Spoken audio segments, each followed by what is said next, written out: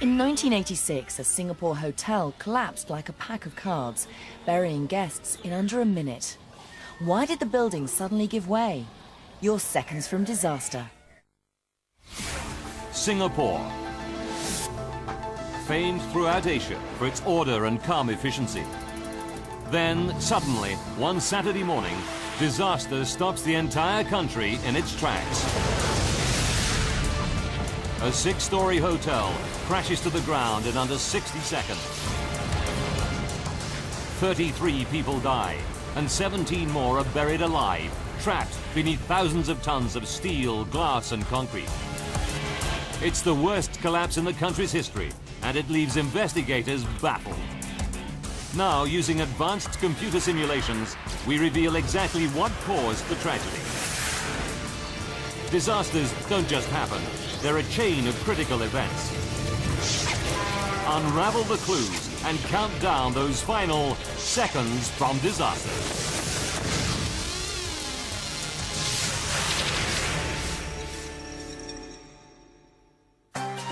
Asia. Singapore. Over 4 million people live crammed in a country the size of New York City. It's a dynamic, vibrant place that attracts people from all over the region and beyond, striving to make a better life for themselves in this English-speaking island of opportunity. Downtown, tower blocks soar into the sky as architects struggle to maximize the limited space. Much of it land reclaimed from swamp and sea. Even below ground, the city is teeming with activity as Singapore expands at breathtaking pace.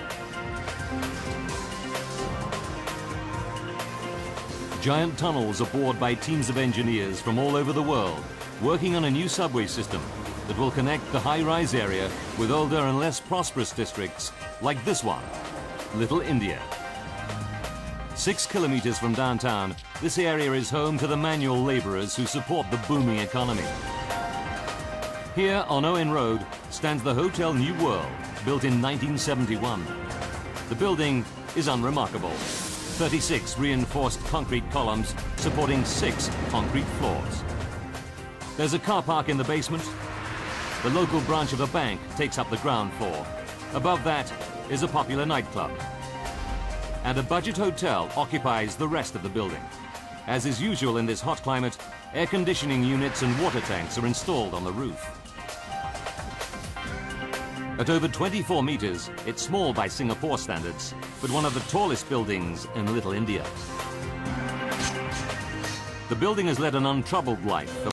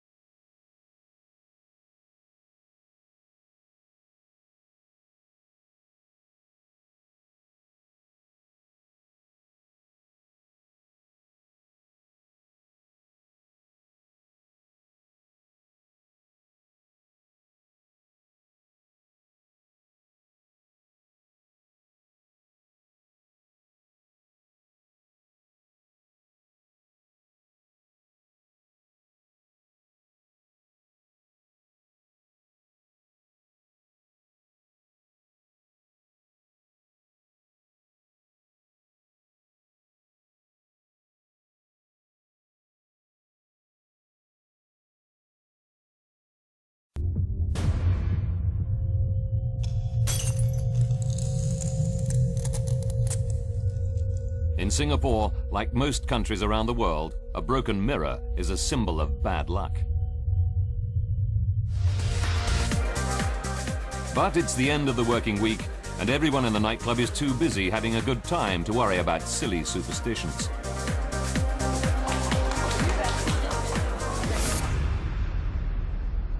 The next morning, Saturday, March 15th,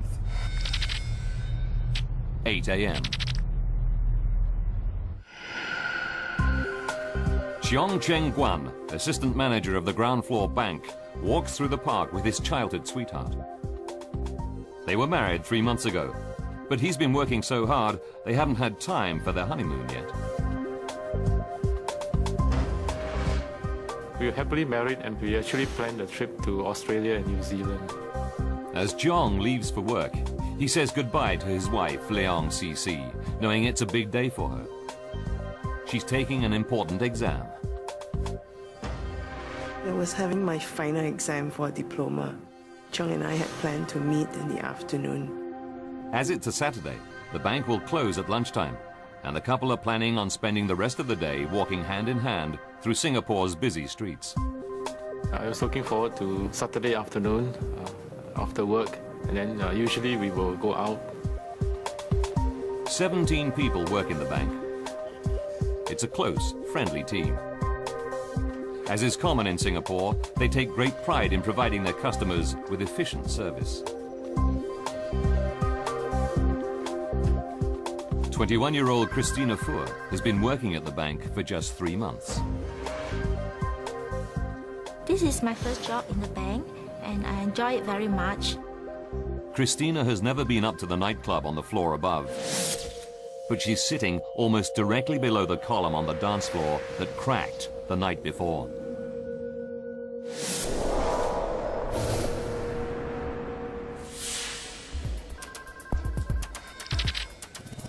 "10:10 a.m. A customer comes into the bank. She's out of breath, saying there's a problem in the basement car park. Debris is falling down. The customer told us that the bank is going to collapse. Cheong stays in the bank whilst Christina and a colleague rush down to the basement to investigate.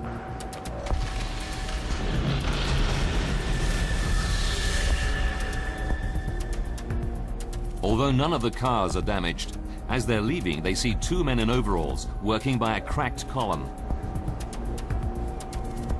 There's debris on the floor, but the workmen say everything is fine. Reassured that it's nothing serious, they go back to work in the ground floor bank.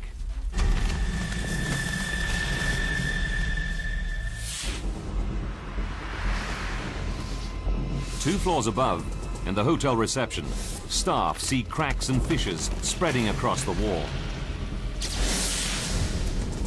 But down below, Cheong and Christina are unaware of any further problems.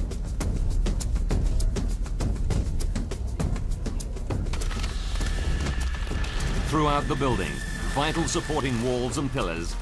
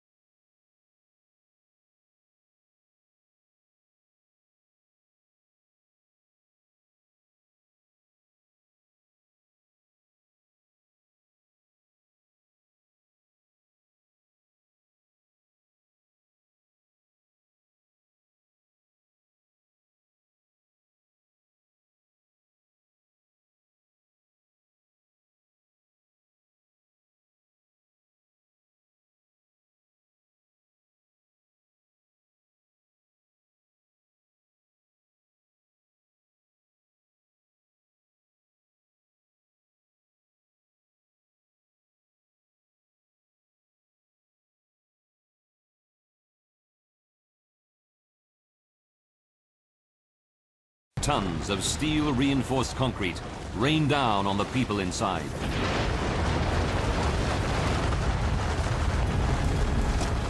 In one terrifying minute, the Hotel New World suffers total structural failure.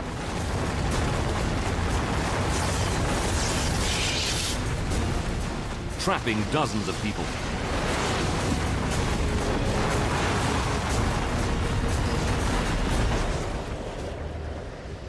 What was once a local landmark and a place of work is now just a huge mound of rubble, surrounded by an enormous cloud of dust, visible for kilometers around.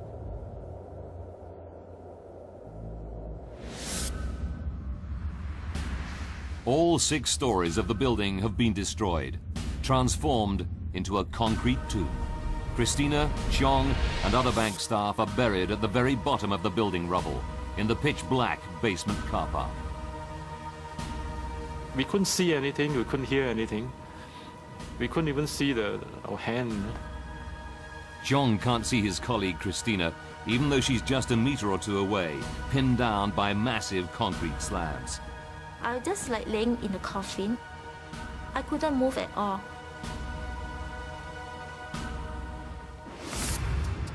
Back on the surface, it's a scene of total devastation.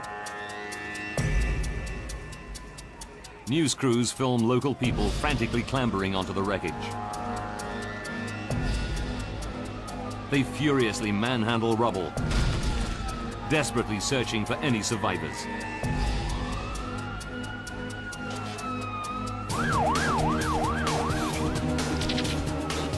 "11:35 a.m.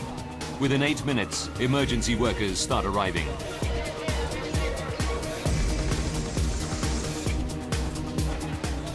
Singapore's top military medic, Dr. Lim Meng Kin, rushes to help. He's stunned by the scale of this unprecedented catastrophe. This is the biggest disaster since World War II. The terrible news is spreading to grief-stricken relatives who mingle amongst the crowds of stunned onlookers. It's a scene of total bewilderment and rising dread. Around noon, over half an hour into the disaster, Cheong's wife Cici arrives and realizes that her husband is buried somewhere inside the mountain of rubble. She has no way of knowing whether he's dead or alive. She finds her uncle, who happens to be a structural engineer, but he can offer her no real comfort. I remember asking him, what are the chances of Cheong surviving in such a collapse? He told me we should just hope for the best. About 10 meters from Cici, below the rubble, her husband Cheong is fighting off the panic. But all around, other survivors, like his colleague Christina, are aware of mounting hysteria. I can hear a lot of people crying. They was asking for help. Some of them was screaming, and some of them was crying in pain. Some of the survivors are badly injured, but Assistant Manager Cheong is determined to keep everyone calm. I thought it's a matter of time, people will come to rescue us, you see.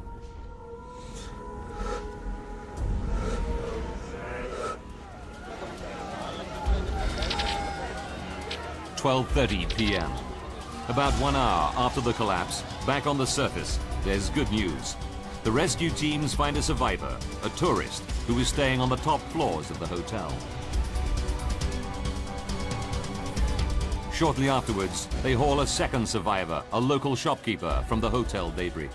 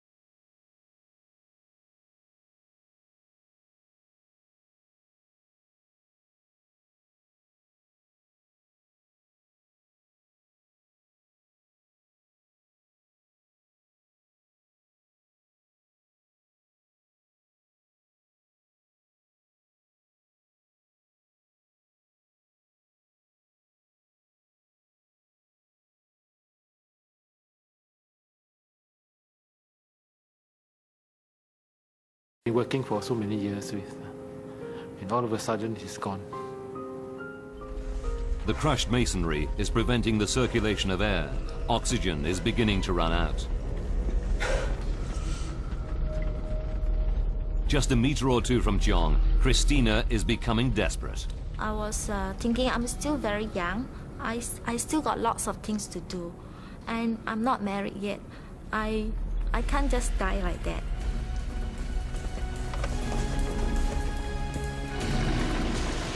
Back on the surface, the rescuers still have 10 meters of rubble to dig through. At this rate, it'll take days to reach Cheong and Christina.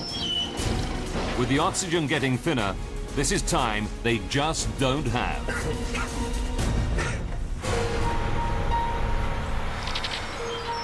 Midnight. Half a day has passed since the collapse of Singapore's Hotel New World building. Only 11 people have been pulled alive from the rubble. Christina and Cheong are trapped deep in the basement car park.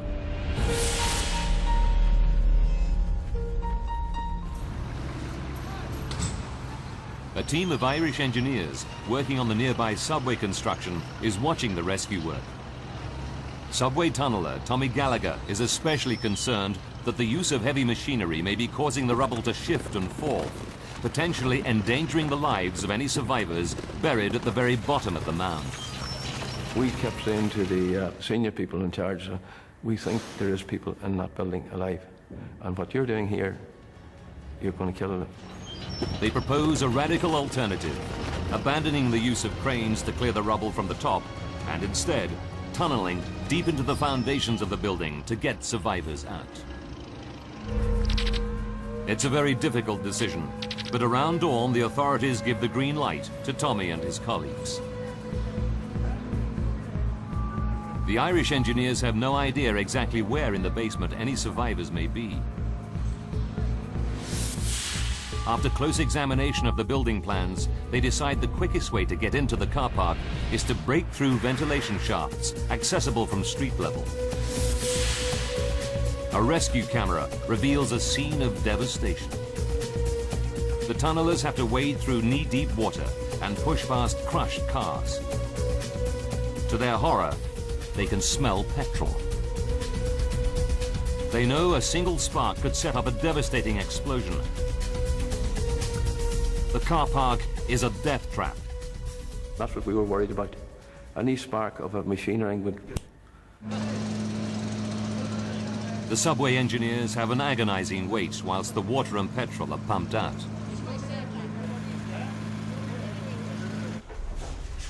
Then they start hacking a makeshift tunnel through the debris, using small hydraulic jacks to support the thousands of tons of rubble above.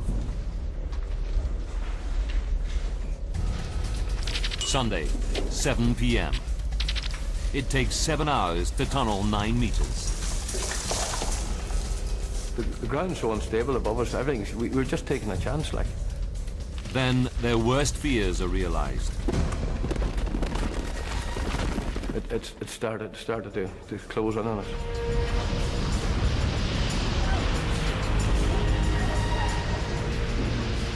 The tunnel caves in. Tommy and his mates scramble out moments before the roof collapses. Their path is totally blocked. Sunday, 7:30 p.m. Cheong and Christina have been buried in the stifling, claustrophobic darkness for 32 hours. They have no idea rescuers are trying to reach them. Undeterred by the cave-in, the Irish engineers start digging more tunnels in the dangerous building rubble, willingly risking their lives. The tunnelers were the bravest people I've ever met in my life.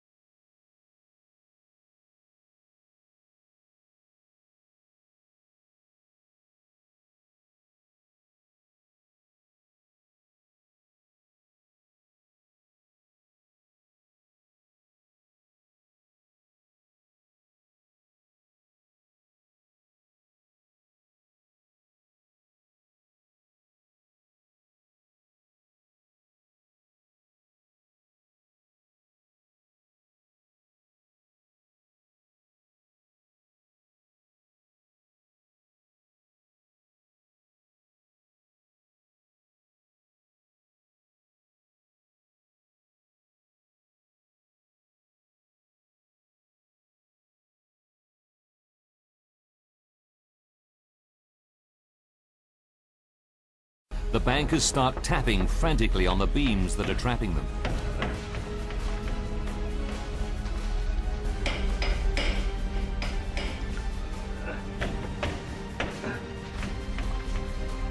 Hello? I'm here. Down here! Where? Coming to get you. We was very happy, didn't know where we are. The tunnelers crawl ever closer to Cheong and Christina. They feel they're on the verge of reaching them, but they face one last obstacle. And all of a sudden we had a metre square concrete beam and it was right in front of us. We had it smack on. So they were on the other side of that.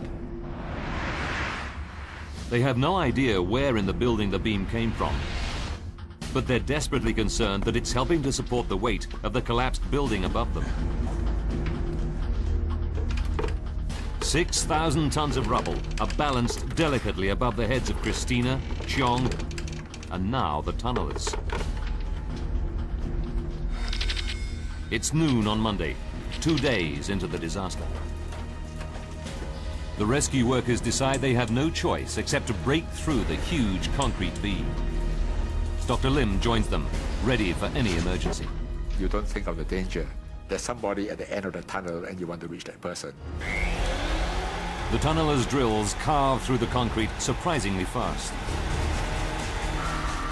A few meters away, in the darkness, Cheong hears the drilling getting louder. They keep asking me, can you see a light? Can you see a light? You know? Finally, I could see, and there's a chink of light from somewhere. Soon, Cheong is able to see the rescuers just the other side of the hole. The tunnelers are terrified that they may have cut through a major supporting beam. They fear the rubble could come crashing down at any moment. They tell Cheong to stay where he is whilst they prop up the roof. I said, no thank you, I'm coming out. Cheong cannot bear to stay another moment in the darkness. He scrambles towards safety. He just ran. I said, I don't blame you either, because he thought he would never come out of there alive, he said.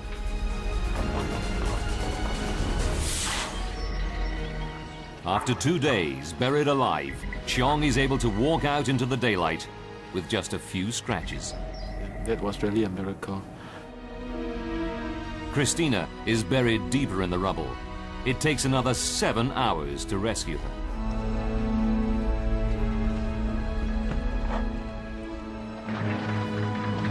Dr. Lim leads Christina away on a stretcher.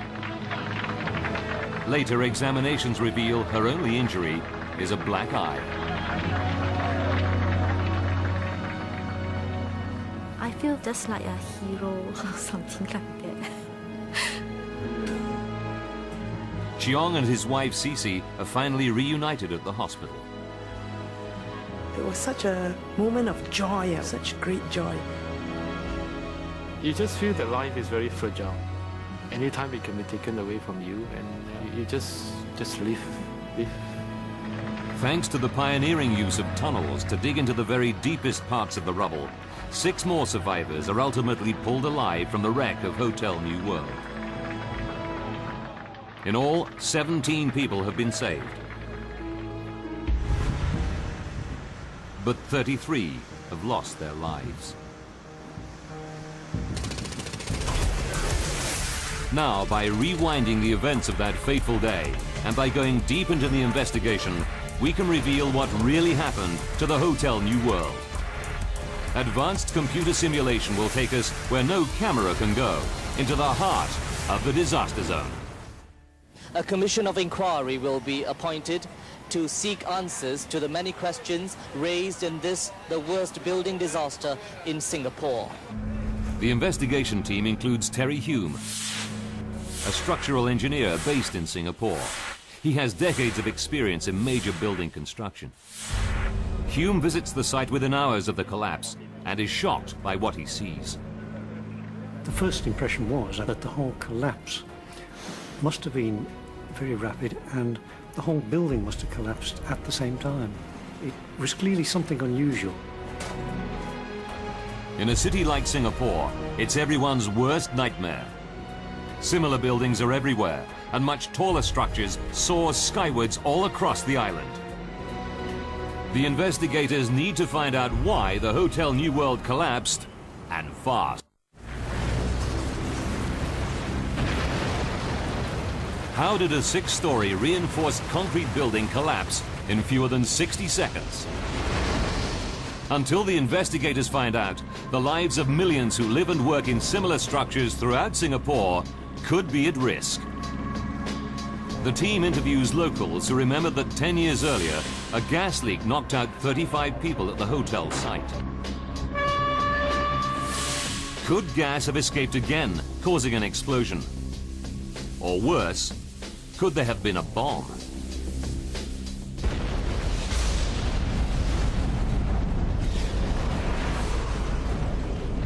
It's investigator Terry Hume's first hunch. He knows that explosions leave telltale signs, what the experts call a distinctive signature.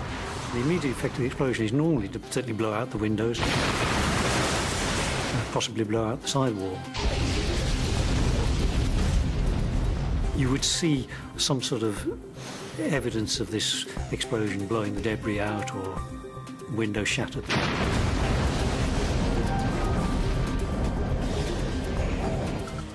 But the unique marks of an explosion, shattered glass and crushed rubble, blown hundreds of meters from the disaster site, simply do not exist. There was nothing like that. So, if it wasn't an explosion, what could have caused the collapse? It really is quite difficult to demolish a complete building very neatly. The team needs to investigate the disturbing possibility that the building materials were defective. This is the wall here. They interview the Irish tunnellers and learn that some of the concrete was so soft, their drills went through it like butter. Could it be that the concrete was badly mixed in the first place, undermining the strength of the building? With millions of lives depending on similar materials throughout the city, it's an horrific thought. The team takes 240 concrete core samples to one of Singapore's top laboratories. Of these, 80 are quickly dismissed as being unusable, unsuitable for testing. The scientists examine the remaining 160 cores to see whether the correct ratio of sand, stones and cement was used. Then they perform concrete strength tests on them.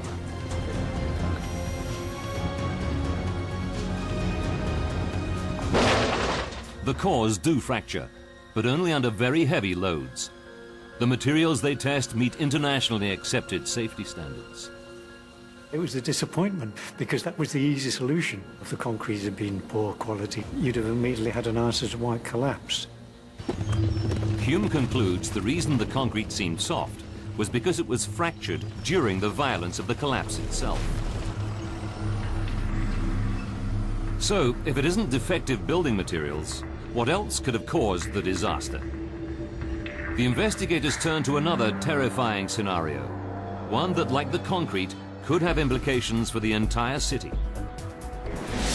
They look at the land on which the hotel was built and discover, like much of Singapore, it used to be a swampy floodplain drained from the 19th century onwards. This was fine for the construction of small buildings, but like much of the booming city, the Hotel New World was significantly taller, bigger than anything built 100 years ago. If the reclaimed ground was unstable, could the collapse be just the beginning of an island-wide disaster?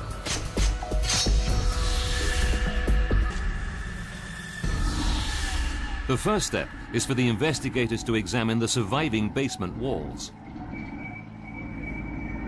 If the foundations had moved in the unstable ground, these should show evidence of catastrophic cracks. Intriguingly, they find nothing. To make sure, they analyze the composition of the soil. The team drilled deep into the ground to take samples. Leaving nothing to chance, they also test the strength of parts of the foundations that survived. Finally, after weeks of work, the results come through.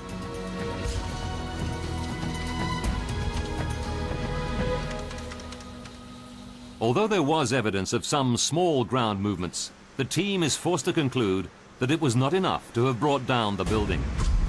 It became clear that there hadn't been a failure in the foundations. They were quite reasonably well constructed. With yet another avenue closed, the team turned their gaze even further underground.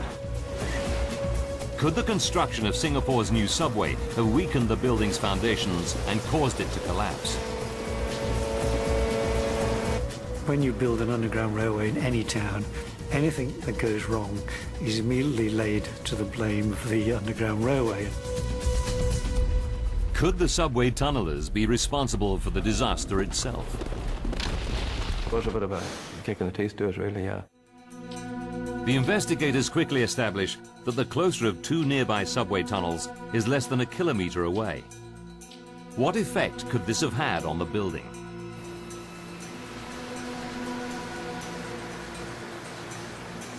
Subway tunnels have collapsed before. Just a year earlier in South Korea, this building fell into one.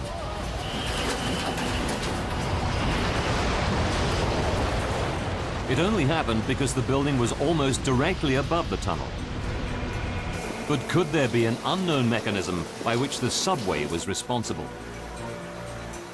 The Singapore investigators measure the diameter of the tunnel and calculate the ground movements that vibrations would have caused.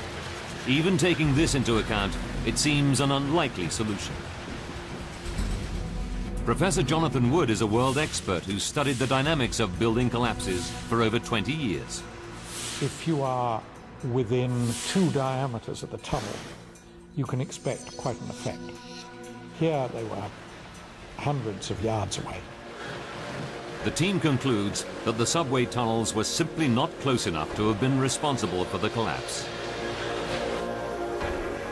Tommy and the tunnellers are in the clear. We knew it was something that happened, a freak accident, and that's exactly what it was. It's now clear that the collapse of the Hotel New World has not been caused by an explosion, by shoddy construction, by swampland, or by subway tunneling.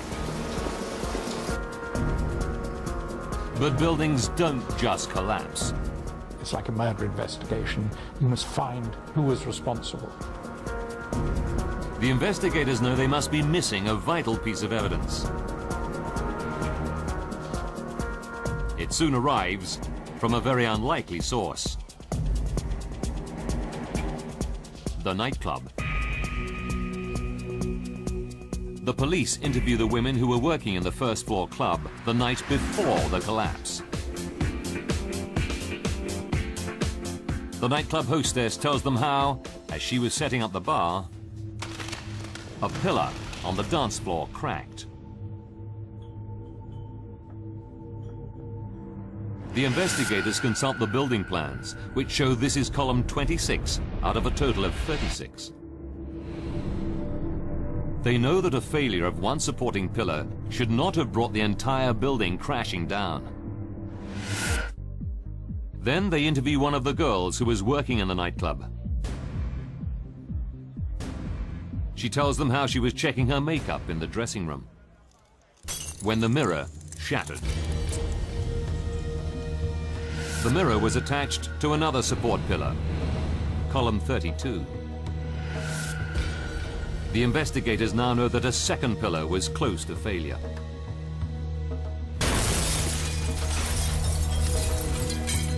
Next, the team interviews survivor Christina Fuhr. She tells them how, on the morning of the disaster, she went down to the basement car park and saw workmen propping wood against a column. The pillar had cracked, and there was plaster on the floor. They identified this as column 30, and it was also failing. It's a crucial breakthrough. There are now eyewitness accounts that 3 columns were failing in the hours leading up to the disaster.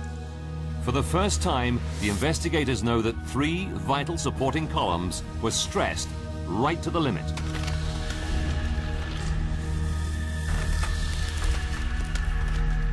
There had to be something very badly wrong with the building, but what could it be?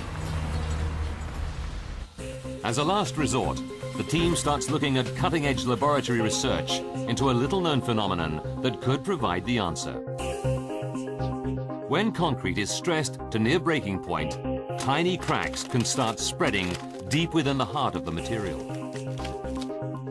Not only are these micro cracks, as they're called, potentially deadly, but frighteningly, they're invisible to the naked eye. You can only see them under a microscope. It's impossible to know for sure whether the crucial supporting columns of the Hotel New World were suffering from this dangerous disease. But if microcracks are ignored, they eventually cause the surface of pillars to fracture, greatly reducing the amount of weight they can support. At this point, the building would be on the verge of collapse. If the team is correct, like woodworm eating away timber from within, microcracking would have weakened the concrete columns in the building until they were effectively rotten.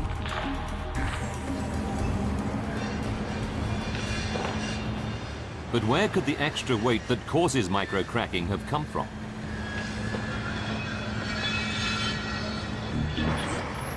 As the site is being cleared, the investigators see massively heavy objects being pulled from the rubble.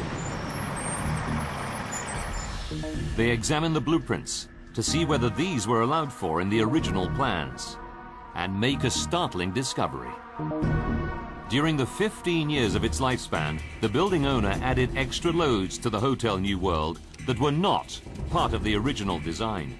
The team learns that in 1975, the bank built a steel-reinforced strongroom weighing 22 tons on the ground floor.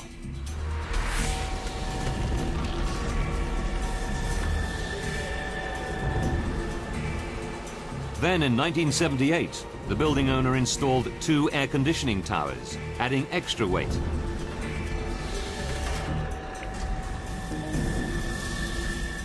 In 1982, to improve the building's lackluster appearance, workmen fixed heavy-duty ceramic glazed tiles to the exterior walls. The weight? Over 50 tons.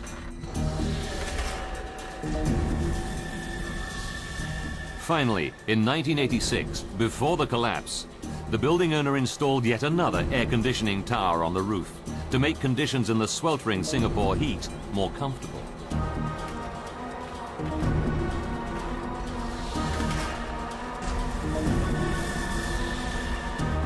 The investigators believe all this extra weight must have been too much to bear.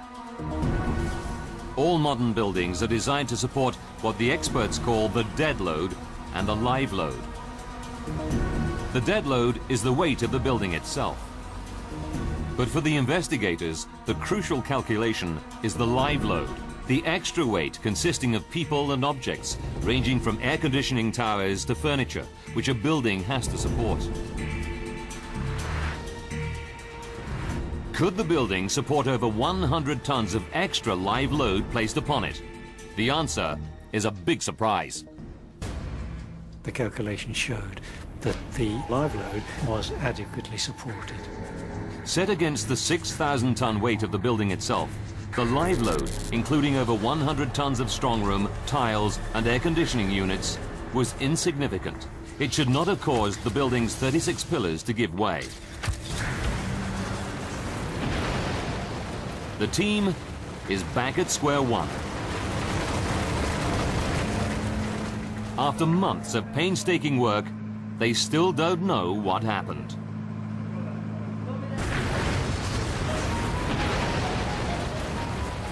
The team is certain they must have missed some vital clue that will enable them to understand why Singapore's Hotel New World collapsed. They return to the blueprints and pore over photos of the damaged columns again and again. Clutching at straws, they double-check the calculations made by the draftsman for the weight of the building itself, the dead load. What they find is a revelation, a fatal mistake that means for the entire 15 years after its construction, the building was on the verge of catastrophe. The amazing thing was, basically, this draftsman allowed for the live load, and he'd forgotten the dead load. It's an astonishing discovery, a schoolboy mistake. The calculations made by the draftsman were so badly wrong that key columns, such as 26 and 32, could not even support the weight of the building itself. Even without all the extra live load, the air conditioning units, heavy-duty glazed tiles and bank strongroom, for 15 years, many of the pillars that were supporting the building had been right at the limit of their strength. The collapse was just a matter of time. All the columns were very near failure and been sitting close to the edge for 15 years. The investigators finally understand why the disaster happened. Now, by rewinding the events leading up to that fateful day, and by following the process of the extensive investigation, we can finally reveal what really happened to the Hotel New World. Friday, March 14th, 1986. For 15 years, hidden from human eyes, deadly micro cracks were spreading deep within the concrete columns of the Hotel New World. 7 p.m., 16 hours before the collapse. Column 26 cracks in the nightclub. It's weakening and starts to pass its load to surrounding pillars. About 13 hours before disaster, column 32 can't support the extra load and starts to fracture. This causes a mirror attached to it to smash. Just over 1 hour from disaster, load from the two nightclub columns is being transferred to column 30. It starts cracking, this time in the basement car park.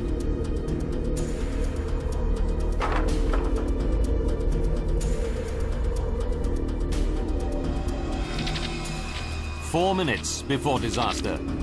Above Christina, column 26 starts to collapse, causing debris to billow down and vibrations to spread throughout the bank. As 3 columns collapse, the building reaches the point of no return. An unstoppable chain reaction is set in motion. If you've got your pack of cards and all you've got to do is knock one card out and all the other cards follow suit.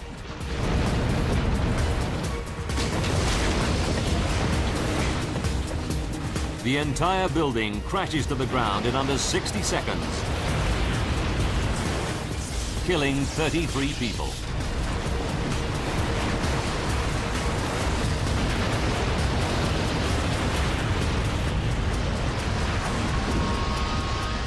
Tragically, the investigators now know there were plenty of warnings that the hotel was about to collapse. If the building owner had told the authorities that 3 columns were cracking, instead of ordering workmen to patch them up, disaster could easily have been averted. I believe any structural engineer would have immediately said that you needed to evacuate the building. 33 lives could have been saved.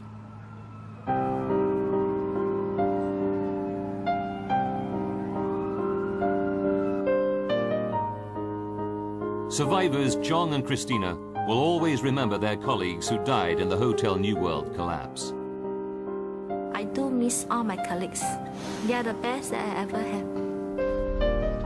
But they will also never forget the courage of the subway tunnelers. He was volunteering and they had to dig through debris which might just fall on them in any time. Without them, I would not be here. So I would like to thank them very much on this. Tommy Gallagher and the subway tunnelers were awarded one of Singapore's highest peacetime honours, the Conspicuous Gallantry Medal.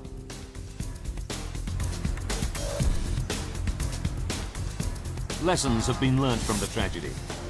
Singapore completely overhauled its building regulations to ensure that all dead and live load calculations made by architects would in future be independently checked, a crucial extra safeguard that has been adopted by many other countries.